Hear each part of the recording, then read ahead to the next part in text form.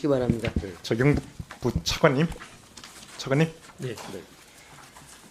요즘에 이재명 대통령이 부동산 문제를 가진 자와 못 가진 자, 국민을 이렇게 편가르기 하고요. 또 적을 설정하고 다주택자를 희생양 삼아서 정치적 이익을 거두려 하고 있습니다. 이게 지방선거를 앞두고 정치적 효과 결집, 지지층을 모으는 데는 효과가 있을 수는 있지만 시장 안정에 도움이 될까요? 제가 한번 여쭤보도록 하겠습니다. 제가 이제 몇 번 글을 올렸더니 이재명 대통령이 친절하게 밤잠도 안 주무시고 이 글을 올려주셨어요. 부동산 정상화 5,000피보다 쉽다.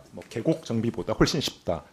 그래서 제가 그렇게 쉬운 부동산 정상화 왜 아직까지 못하고 있냐라고 했더니 말 배우는 유치원생처럼 말을 못 알아듣는다라고 말씀을 하셨고, 다주택자 규제와 관련해서 임대 공급 위축과 전월세 불안에 재현될 우려가 크다라고 했더니 또 잠도 안 주무시고 기적의 논리라고 바로 직격을 해주셨습니다.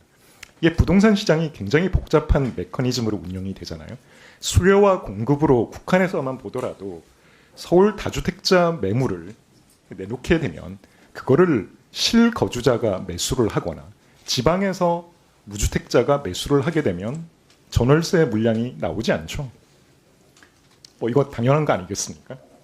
그렇죠? 그 원래 살던 집의 물량은 그렇죠? 나온다고 보겠습니다. 네. 결국 공급이 없는데 가격이 떨어지거나 그럴 수는 없겠죠. 근데 제가 지적하고 싶은 부분은 한번 이걸 여쭤보고 싶습니다. 서울의 전체 임대주택 중에서 아파트의 비중은 얼마 정도 된다고 생각하십니까? 임대 중에서 말씀하십니까? 네, 전체 임대주택 가구 중에서 아파트와 빌라나 오피스텔 같은 비중을 구분해서 혹시 알고 계십니까? 제가 지금 당장 숫자는 들고 있지는 않습니다. 제가 말씀드리겠습니다. 서울의 전체 임대주택 약 28만 가구 중에서 아파트는 15%에서 16%에 불과하고요. 나머지 84, 5%는 빌라나 연립주택, 오피스텔입니다.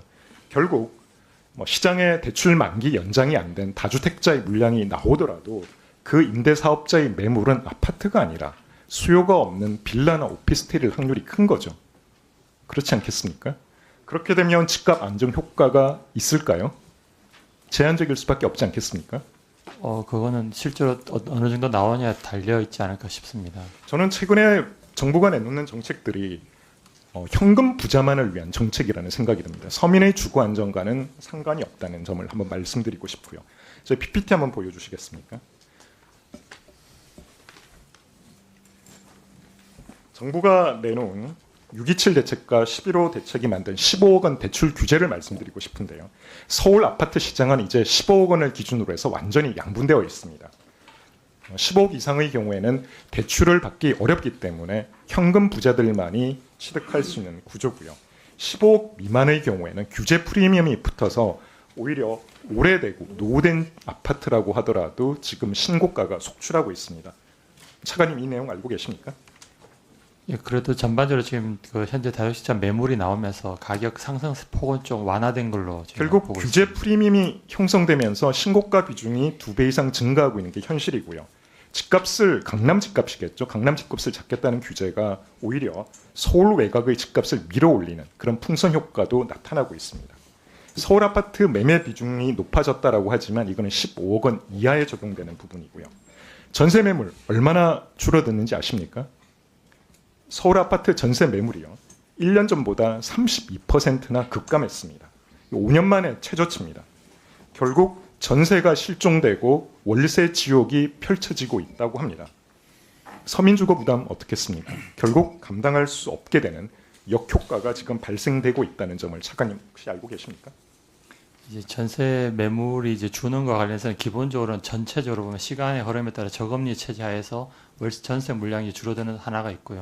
또는 이제 실거주 요건이 강화되고 계약행시 청구권의 활용이 높아짐에 따라서 시장에 나오는 매물이 주는 것도 일부 기여를 하고 있습니다. 다만 그런 경우에는 수요 측면에서 같이 빠지기 때문에 그걸 함께 보시는 것도 필요하다고 저는 생각합니다. 차관님, 7월 정부가 준비 중인 세제 개편안에 종부세 등 보유세나 양도세, 거래세 세율을 인상하겠다는 이런 방안이 포함될 수 있습니까? 현재는 그냥 여러 가지를 보고 있을 뿐이지 아직 정해진 건 없습니다. 보고만 있다는 말씀이신 거죠? 예, 저희가 용역을 하고 전문가 의견을 듣고 국민들 의견을 수렴 중에 있다고 이해하시면 될 것 같습니다. 문재인 정부 때의 경험 예, 잘하고 있습니다. 부동산에서는 결코 집값을 잡을 수 없다는 점 잘 알고 계시리라고 생각을 합니다. 예, 그래서 이제- 이번에 공급 대책도 저희가 공급 방안도 지금 발표하고 맞습니다. 그랬습니다. 이제 정부가 남은 카드는 보유세 인상이라고 생각을 하는데요. 지금까지 써왔던 카드들은 문재인 정부 때 동일하게 다 써봤습니다. 남아있는 보유세 카드까지 만지작거리고 있다는 뜻으로 시장에서는 이해를 하고 있는데 더 이상 경험을 통해서 저희가 얻은 교훈을 다시 한번 무시하지 않기를 강력하게 생각합니다. 주장을 하고요. 또 수요 억제 대책만으로는 지금의 부동산 시장 정상화는 불가능하다고 생각을 합니다. 제발 실수요자의 눈높이에 맞는 공급 대책을 확실하게 마련해 주실 것을 부탁드립니다. 예, 유념하겠습니다. 예, 박수.